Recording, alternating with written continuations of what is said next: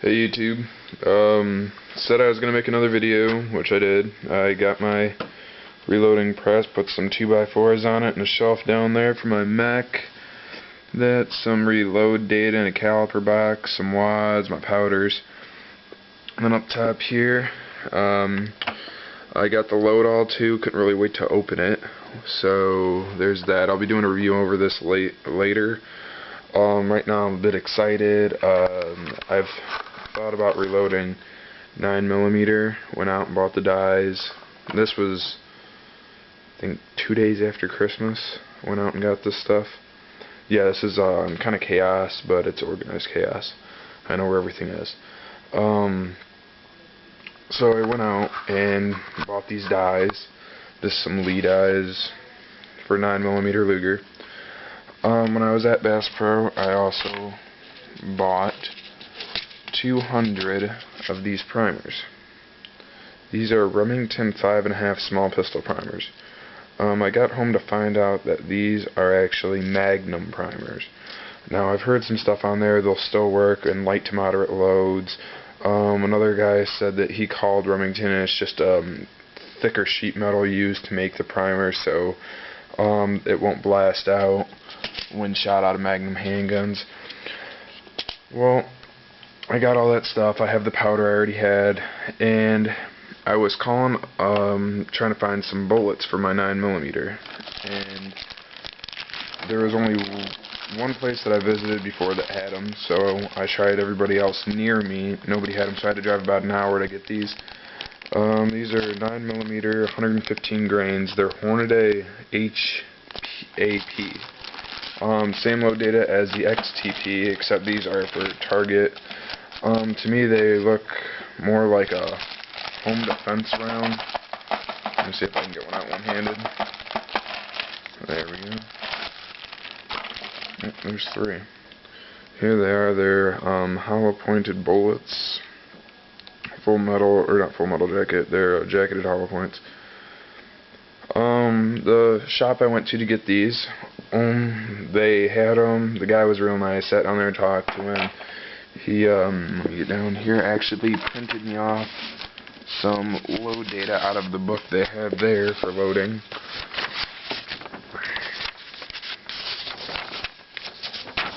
Right in here has all the load data. Yeah, he was real nice about it. And when I got back to my house, I was talking to him over the phone because he said to call if I had any more questions, which I did. Because I'd rather be safe than sorry. And I asked him about the whole primer thing, and he said that I had the Magnums.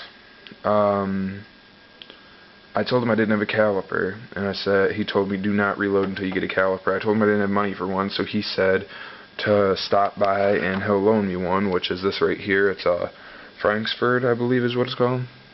Yes, Frankford caliper, and he's loaning me this, which is very nice of him.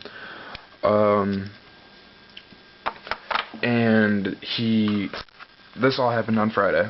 It is now Monday, and my sister works out by this shop, and I told her to pick it up for me when she's heading back to our house. When I called him to make sure that he had this for me, or not making sure, but to call to see if he still had it for me, he said yeah, and the guy threw in a box of small pistol primers from CCI for free because I didn't know what I was buying at Bass Pro Shops. I've already loaded up 5. These are all with the Magnum primers. They're with, I'm using 5.7 grains of IMR 4756, which is up here. This is an old can, still that tin, but it still works. I have 5 of these reloads, and if you don't have a gauge or you're wanting to see if they'll work, this is my Hi-Point C9, take the slide off and everything, and you have just an empty barrel. Try and do this one-handed once again. Take your round and feed it into the barrel, and if it's flush like that, it's okay. It'll be okay to shoot. I'm still trying to set up my bullet seating die, because people are always saying like to hook you can crimp it at the same time. I can feel the definite shoulder of the case when I run my thumb along it, but they're all gauging fine, so I'm pretty sure my high point will be fine. I'm not too worried about loading for my high point, because one, it takes a lot to break it. If you get a chance, check out Iraqi Veteran 88, I think it's 8888, 4 8s after it. They did a torture test for the high point, and they were shooting 50% over the max limit. They were shooting 50% loads, 30% loads. They did bore obstruction with a 7.62 by 39 casing and shot. They did so much to it, and they finally got it to blow up by putting an empty case with a primer in the chamber, filling up the barrel with black powder, jamming a bolt down the barrel, and putting it in a C-clamp, the barrel to the back of the slide in the C-clamp, and then put the C-clamp in a bench vise. And that finally blew it up. So, I'm not too scared to reload for it. If anything was to happen, like the barrel breaks, which I cannot see it happening because these are rated for plus P rounds, which means this gun can handle 38,500 PSI is what it's rated for. Standard 9mm is 35,000.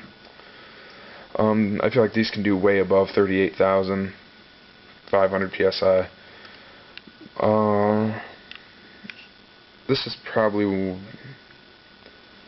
but I don't even know what I'm saying right now.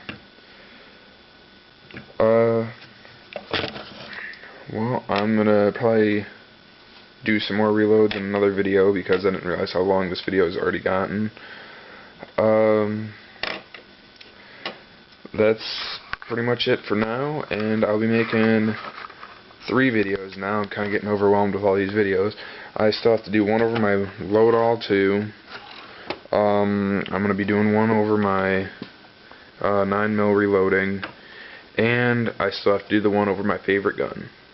So I'll probably be doing those videos tomorrow because I'm on winter break right now from school. So I'll probably have this one up tonight and one up tomorrow and probably one up the next day. Take care everybody, and you'll be hearing from me shortly.